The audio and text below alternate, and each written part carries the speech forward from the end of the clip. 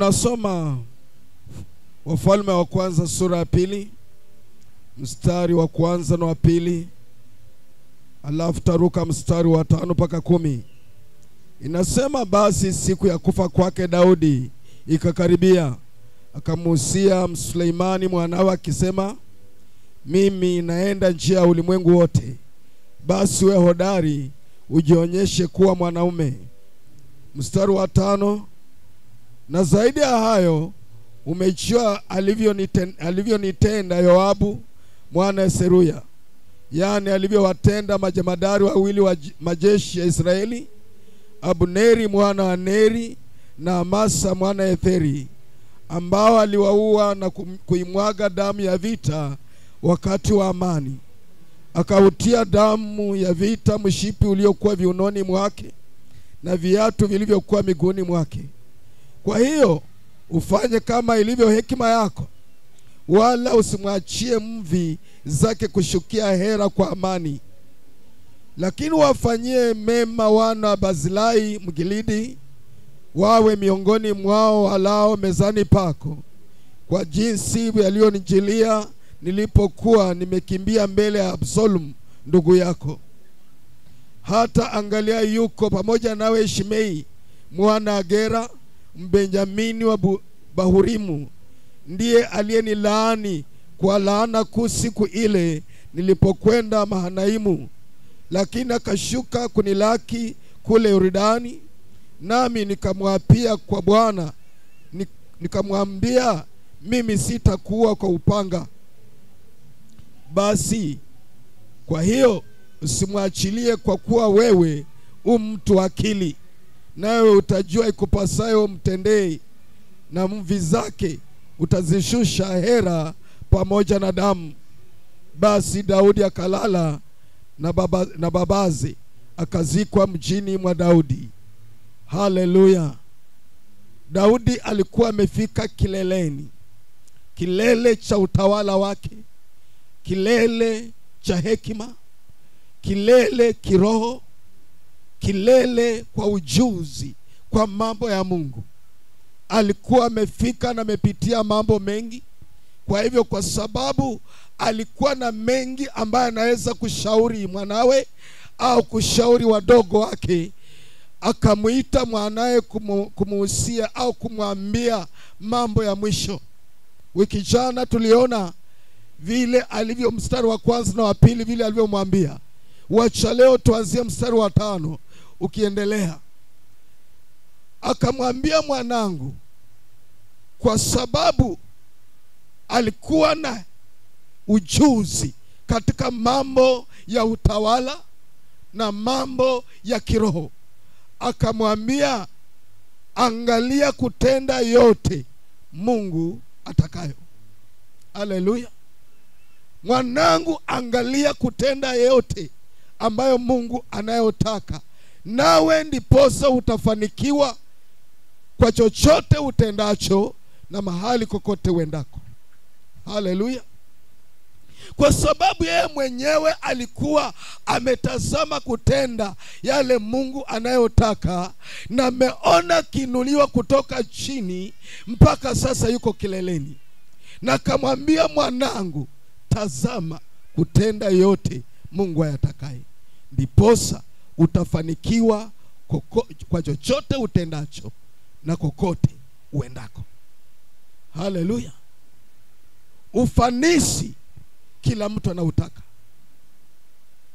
Hata wengi tukiwa kanisani, maombi yetu, Bwana nibariki. Haleluya.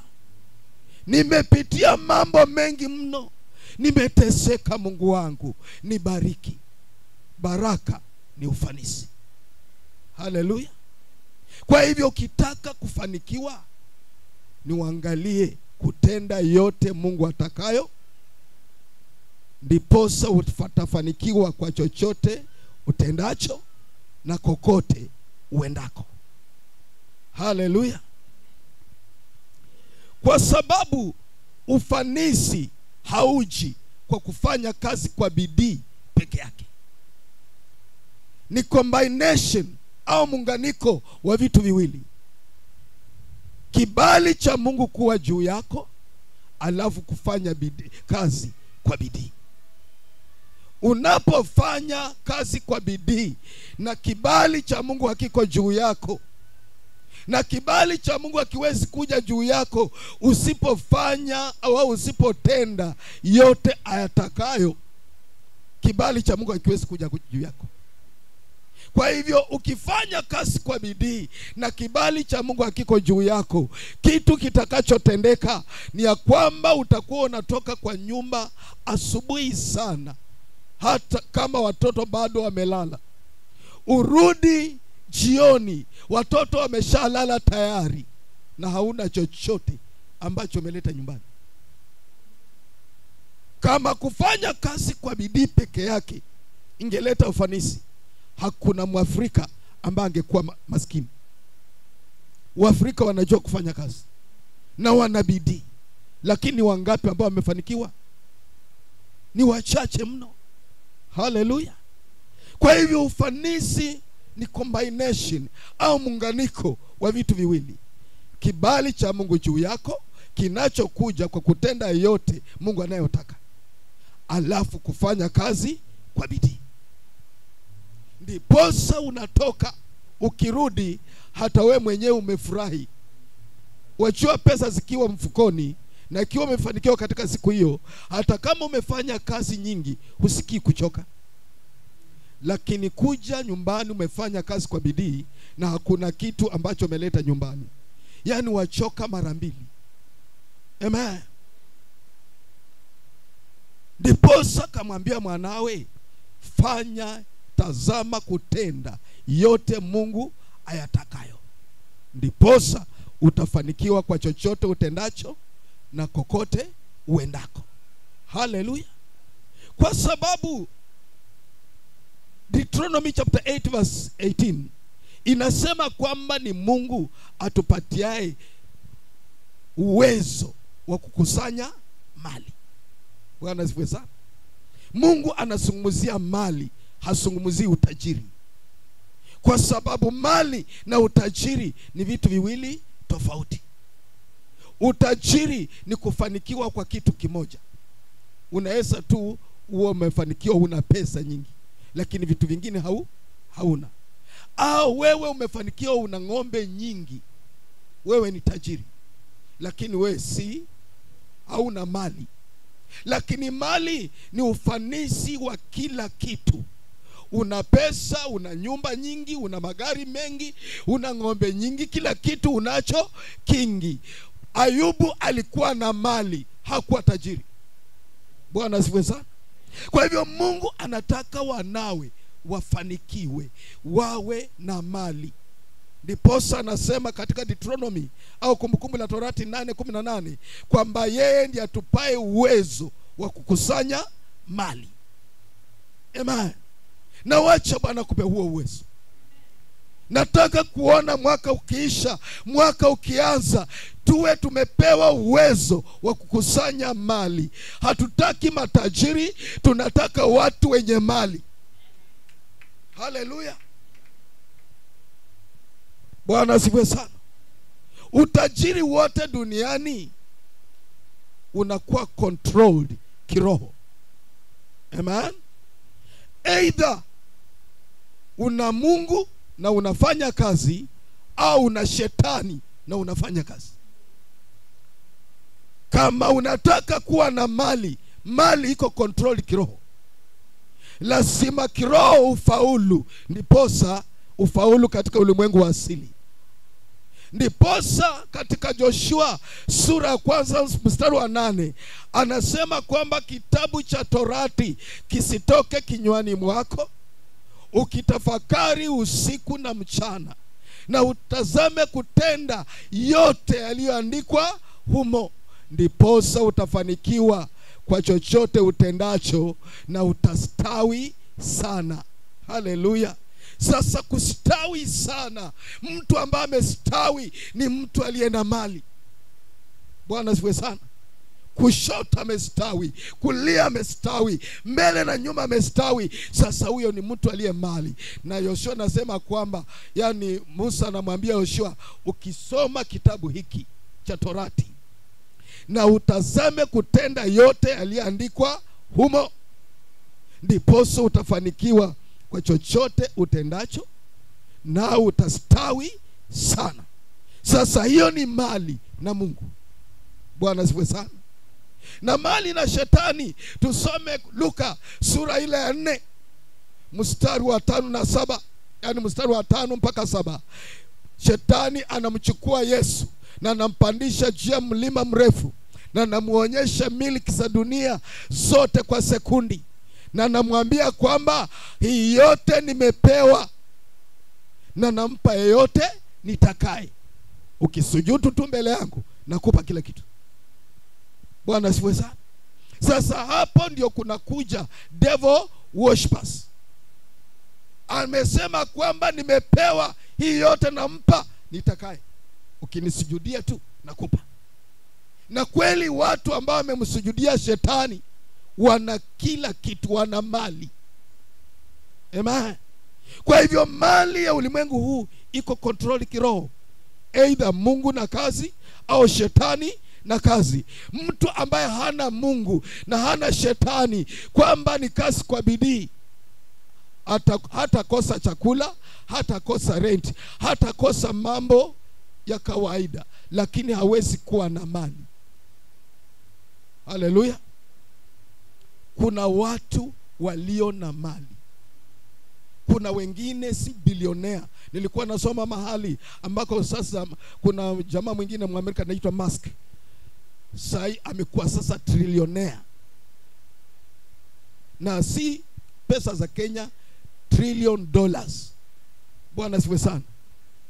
Hao watu ndio watu wa nini? Walio na mali, ambayo watu wa Mungu ningependa na naomba tuwe na mali na bado tubaki na Mungu. Amen. Haleluya.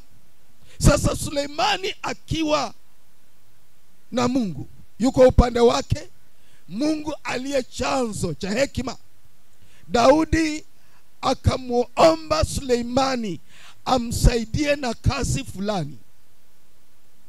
Kuna watu ambao Daudi alitaka, watu wawili, Suleimani amsaidie kuwaua, na mtu mmoja Suleimani amzawadi. Haleluya. Na hawa watu wanauliwa kwa sababu fulani. Yeye mwenyewe hakuweza kuwaua, na nitakwambia sababu, lakini anataka mwanawe amsaidie kuwaua. Kichwa cha ujumbe, the responsibility of a wise son, majukumu ya mwana mwenye hekima. Wa kwanza ni Joabu. Na Joabu alikuwa jemadari wa jeshi lake, mkuu wa majeshi. Anasema umuue, usiache muvi zake zikaenda ahera, yani zikaingia kaburini kwa amani. Na mwingine alikuwa Shimei, pia akamwambia usiruhusu muvi zake kuingia kaburini kwa amani. Na napeana sababu. Haleluya. Na namwambia fanya kazi hii kwa hekima,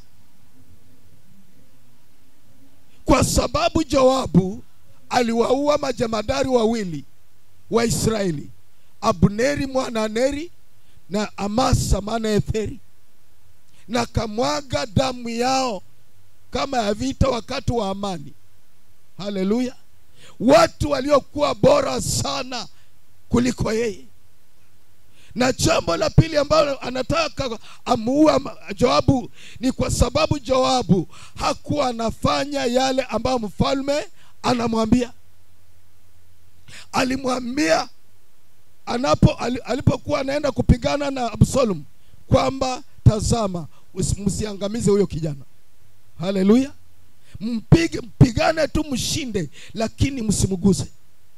Joabu anapoenda, alipompata akamuua. Yani hafanyi yale ambayo mfalme anamwambia, anafanya yake. Roho ya Joabu inatesa kanisa siku ya leo. Haleluya. Ni roho ambayo huwa inalenga watu wanaoinuka, walio na moto wa Yesu Kristo, moto wa kumtumikia Mungu, inawalenga kuwaua. Haleluya.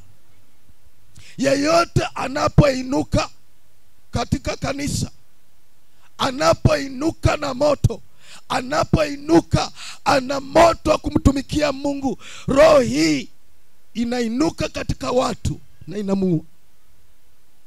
Bwana asifiwe sana.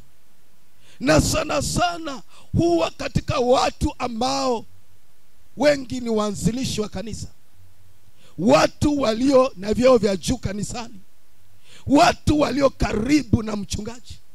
Amen.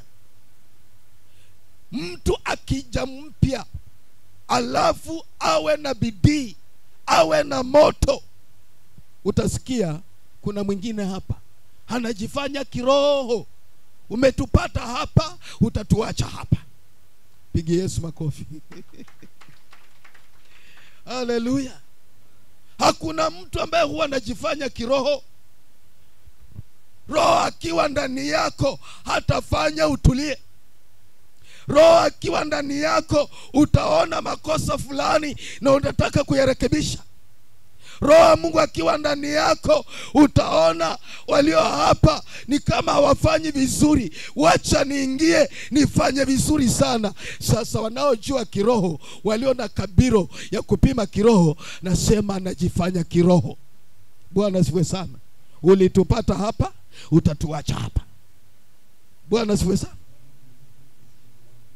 Ni roho ambayo inatesa kanisa mno. Sana sana wakati kanisa la Bwana linainuliwa, kanisa ikiwa ndogo na mnahisi sana sana hautaiona. Lakini kanisa ambao limeinuliwa, watu wana vyeo vyao, wanafaidika na hizo vyeo, shida inaanza kuingia. Kwamba mtu huyu anayeinuka anaonekana threat au tishio kwa cheo cha mtu, naye anasema huyu atajua hajui, na atakutandika na nyundo moja ya maneno tu, na kuambia hautainuka, moja kwisha. Either utabaki hapo na utulie kabisa, usijisikie kufanya chochote, au utaamua kwenda. Haleluya. Roho ya Joabu, roho ya kuangamiza wanaoinuka. Jobu aliposikia kwamba Amasa anataka kuchukua nafasi yake, kwa sababu Daudi alikuja akakasirika, anachomwambia Joabu hafanyi, akaamua cheo chake ampatie nani? Amasa.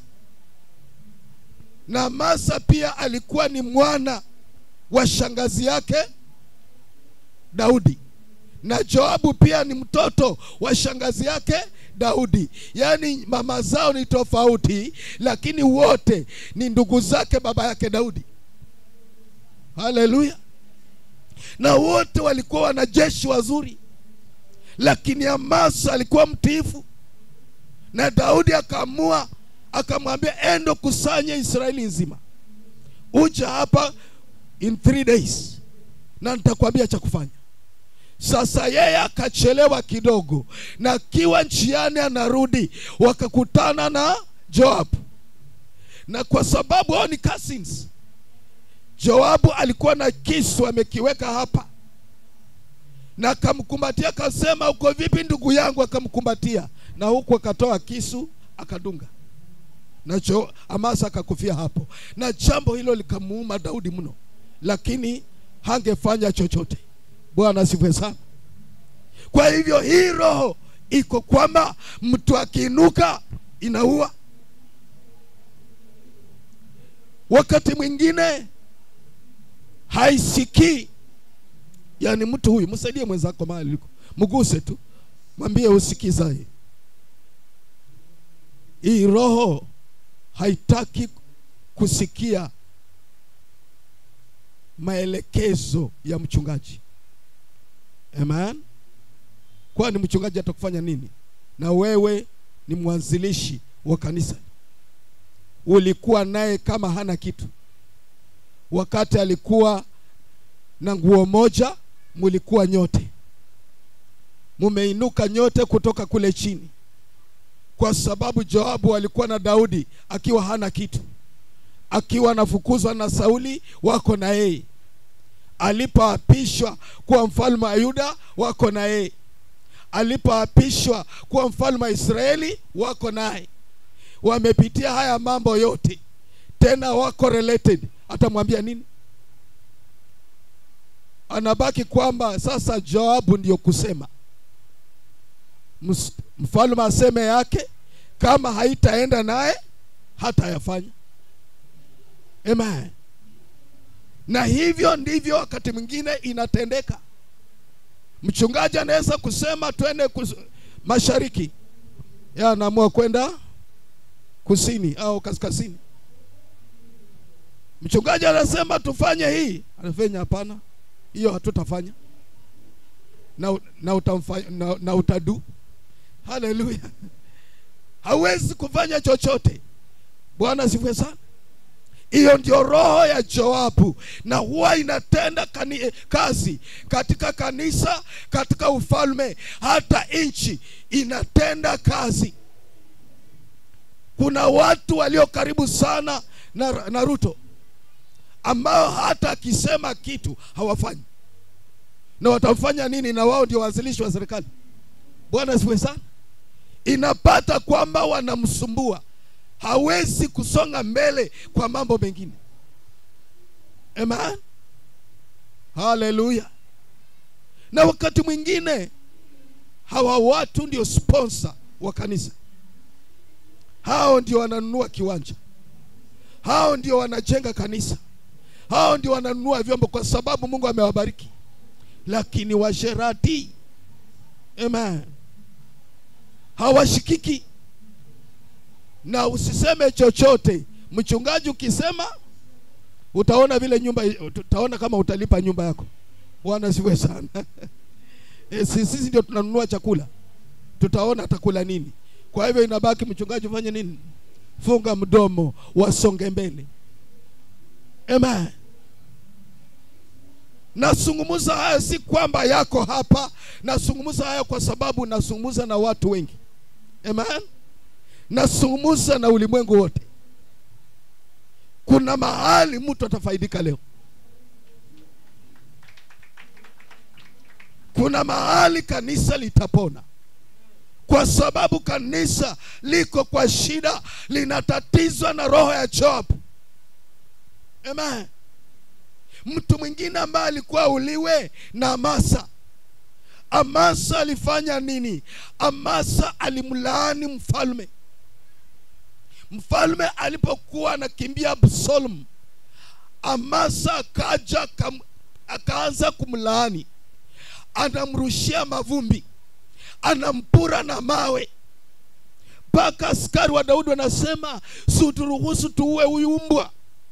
Mbona nalaani mfalme?"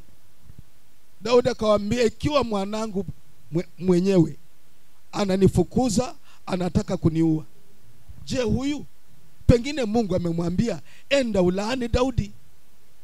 Amen. Na kamlaani, akimrushia mavumbi, akimpura mawe.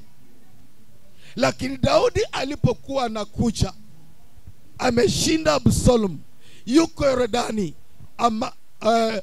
Shimei ndiye alikuwa wa kwanza kwenda kukutana naye. Na kaomba msamaha, kalia, kambia, "Usiangalie yale niliyokutendea mfalme, tafadhali nisamehe, usiangalie ile niliyokutendea." Mfalme akafanya nini? Akamsamehe. Roho ya Shimei pia inasumbua kanisa sana. Hawa ndio watu ambao huwa wanamnena mchungaji mabaya. They assassinate his character. Utaona mtu anamnena mchungaji mtaani, yani wanamkalia, kumsengenya na kumnena vibaya, mpaka mtu wa Mungu akipita mtaani watu wanaonyeshana na mdomo huyo, ulikuwa unasikia yule ambao alikuwa anasema ndio huyo anapita, ndio huyo. Watu wanafanya nini? Wanaonyeshana. Nasungumuza kwa sababu ya experience. Imeshawahi kunitendekea. Bwana asifiwe sana. Yani mtu anakunena, anakuvua nguo mbele za watu. Na mambo anayokunena si kwamba ni ukweli, ni uongo, lakini yeye ana agenda yake. Amen. Lakini wakati anajulikana, yani ni mjuzi wa kuomba msamaha, yani atakuja alale kifudifudi akisema nisamehe, akijipiga hata kichwa akisema mtu wa Mungu, sijui ni nini ilikuwa inatendeka, hata sijui ni nini ilikuwa imenishukia, ni shetani tu, nisamehe. Yani ataomba msamaha, na si kwamba ni genuine. Hiyo ni drama. Bwana asifiwe sana.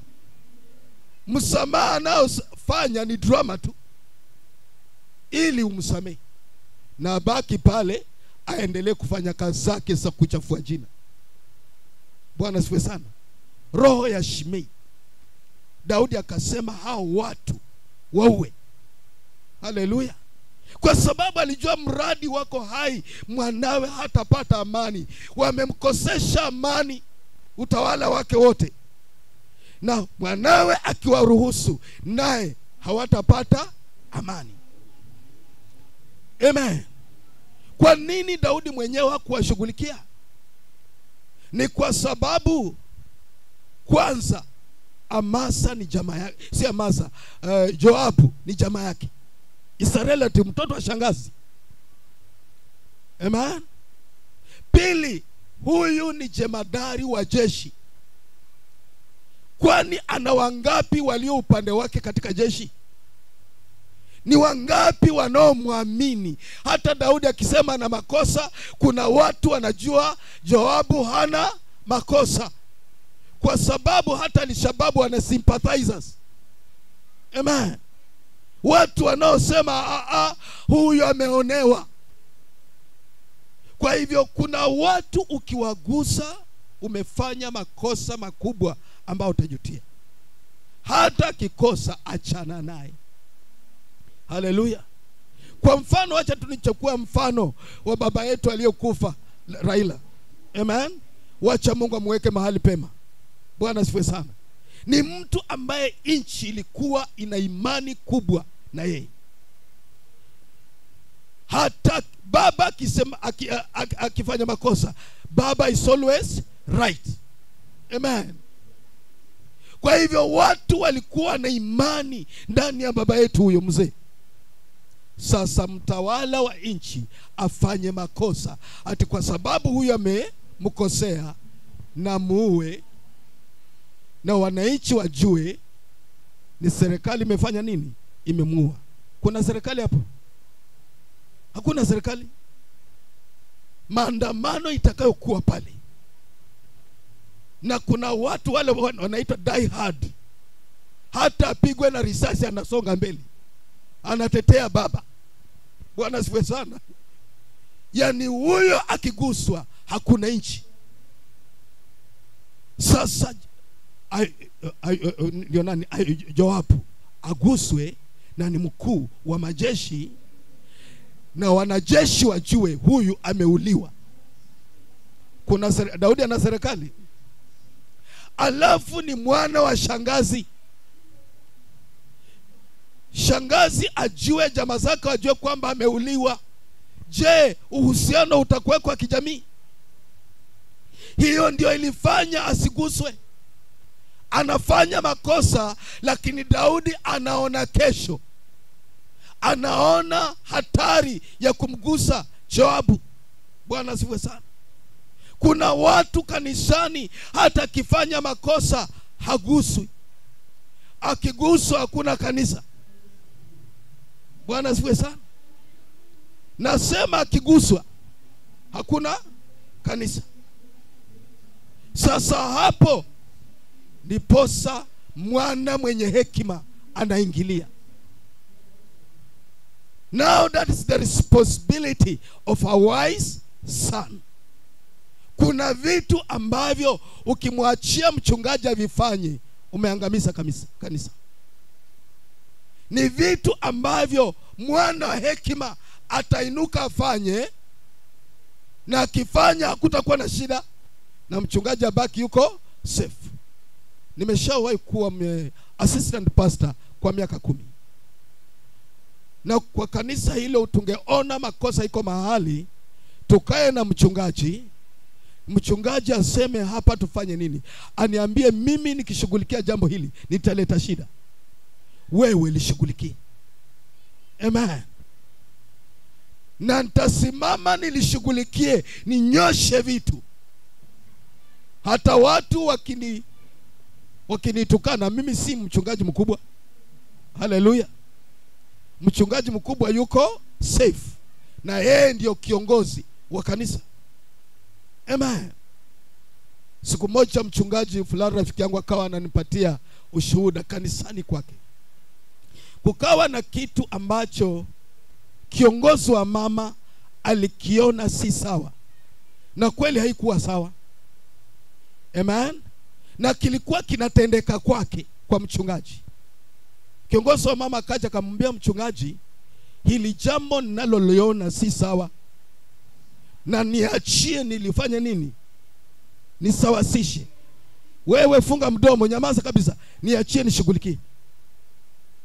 Na kweli alishughulikia na kanyosha sawa. Jambo lenyewe lilikuwa nini? Jambo lenyewe lilikuwa kwamba kuna watu hasa wa mama ambao walikuwa wanaenda kwa mchungaji, na hili jambo lilikuwa linatendeka karibu kila siku. Utapata wa mama 2 watatu wameenda kwa mchungaji, na wanaingia pale saa 3 asubuhi, wanataka kukaa paka saa 11. Yani wanaenda kwa wakati wamezaa, wako karibu kurudi kutoka kazini. Na wameenda kufanya nini? Tunaenda kupiga story na mama mchungaji. Mpigie Yesu makofi. Amen. Si kwamba kuna jambo lingine la muhimu ambao wanaenda kufanya, wanaenda kupiga story, umbea. Amen. Wataenda wapewe chai, wakule lunch, wakunywe chai ya saa 10. Kama wazee wangekuwa wana kuja saa 5 saa 6 usiku, wangekuwa nakula sapa ndio warudi kwao. Pigie Yesu makofi. Na ni jambo ambalo linatendeka kila siku. Kiongozi wa mama akasema, mchungaji, hili nalikomesha na usizungumuze chochote. Na akasimama Jumapili kanisani akasema, kuanzia leo kama nitakupata kwa mchungaji utajua mimi ni nani. Na mama mwenyewe alikuwa body, yani mwili unazungumza kuliko hata maneno. Haleluya.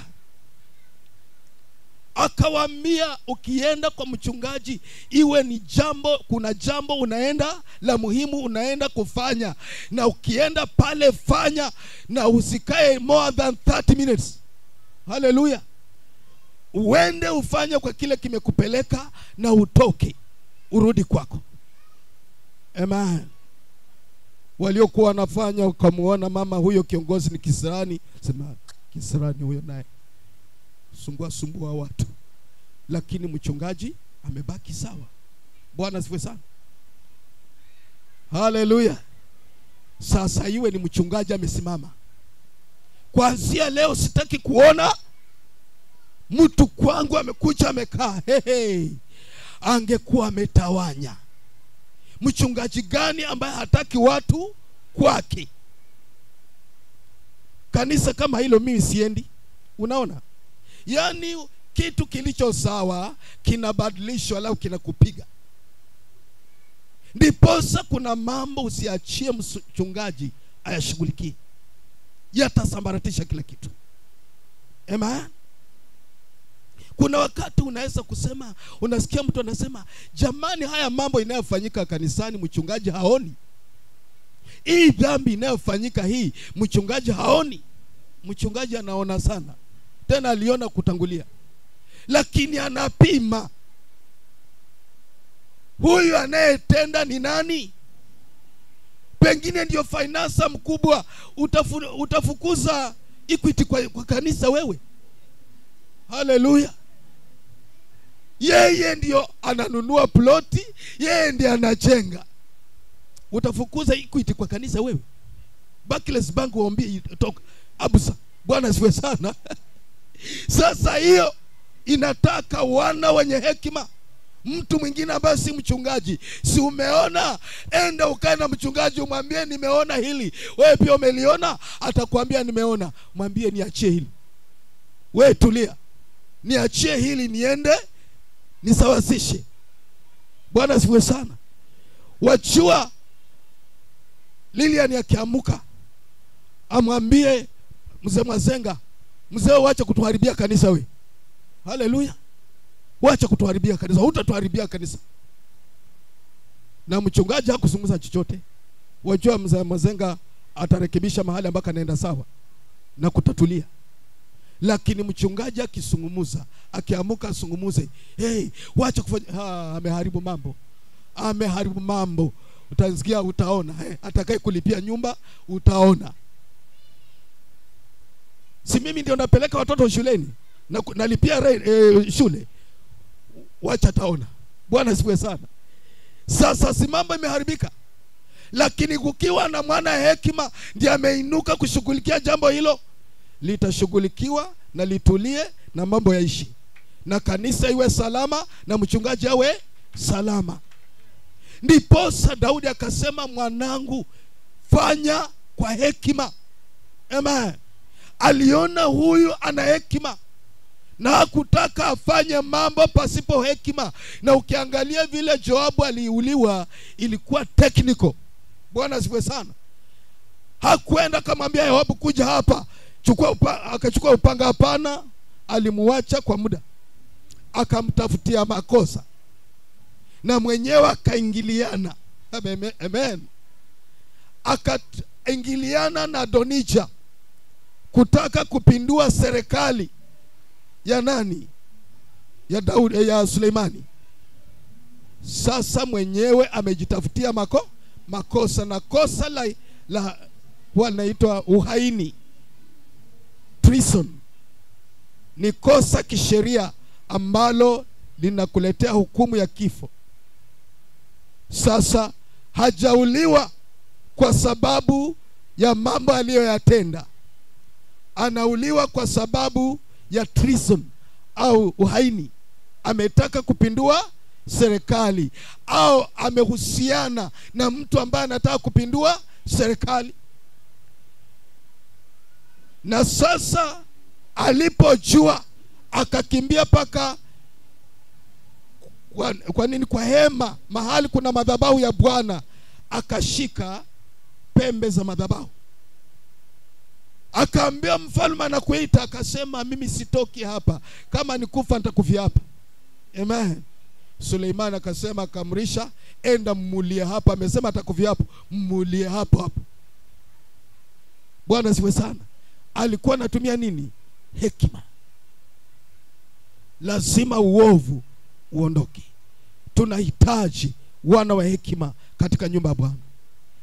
Tunahitaji wana hekima hata katika maboma yetu.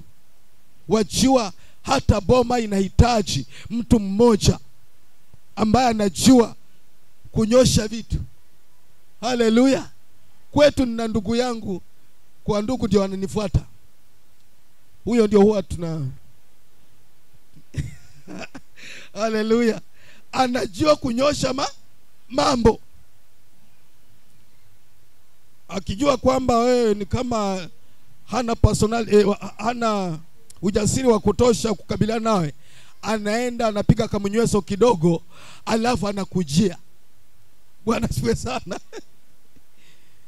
Na atakushughulikia kunyoshe, akuweke mahali pako. Kwa hivyo kwa boma pia kunatakikana mtu mwenye hekima wa kunyosha mambo. Kanisani kunatakana wana wenye hekima wa kunyosha mambo. Hata katika taifa kunahitaji mtu mwenye hekima wa kunyosha mambo. Bwana asifiwe sana.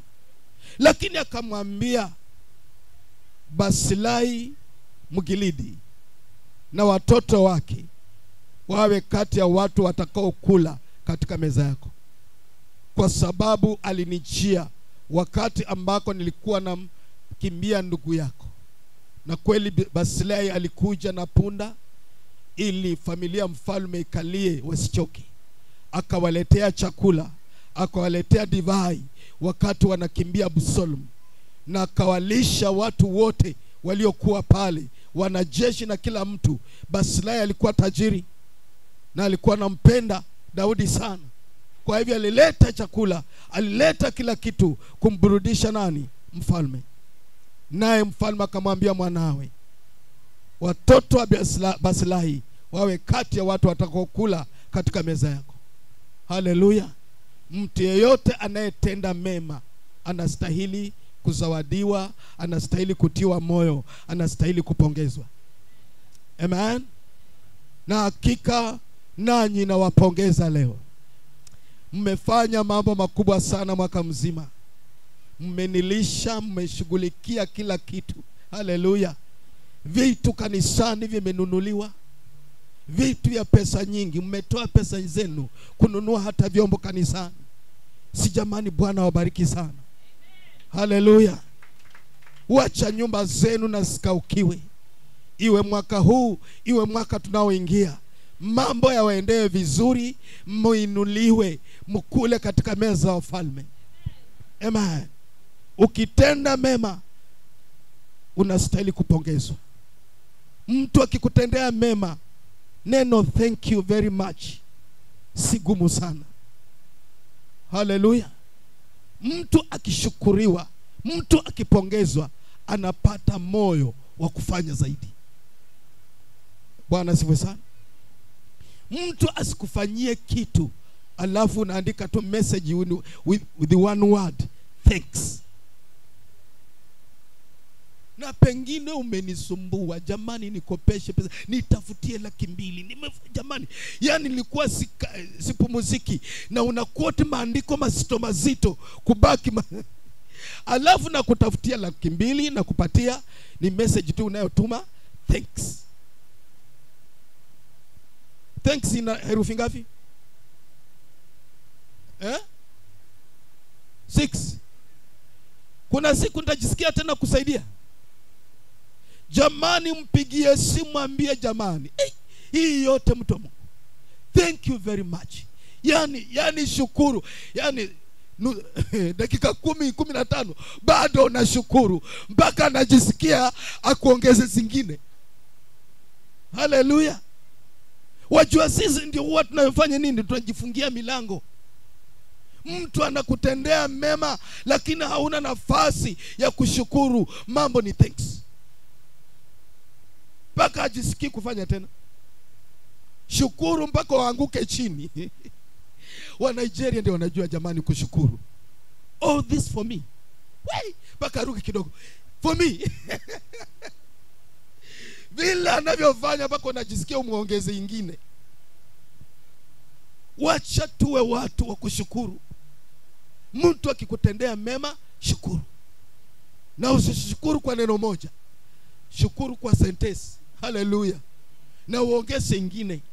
Na hata ukikutana naye kesho tena zidisha shukurani.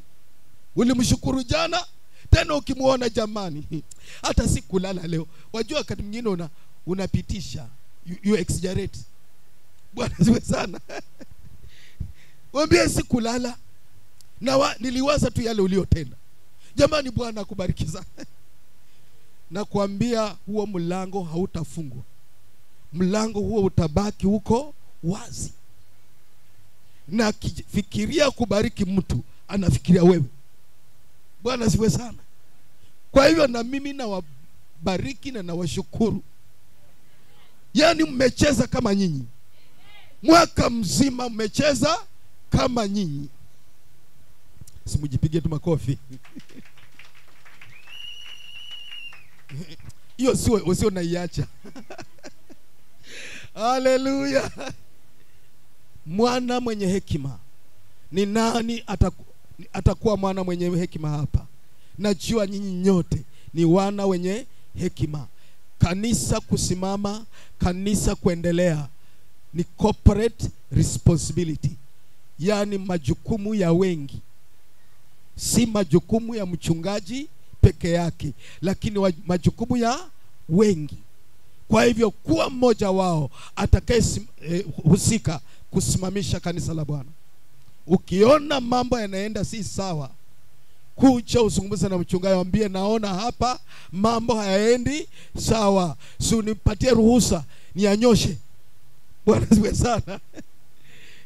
Nami nitakupatia ruhusa ende onyoshe, lakini nakaa nikana kwamba sijui chocho. Wajua mchungaji yule ambaye kiongozi wa mama wakati anazungumza alikuwa kama anafungua Biblia, ni kama anatafuta maandiko. Hakuna maandiko yoyote anatafuta. Amen. Yani anajifanya hajui chocho. Si Bwana awabariki.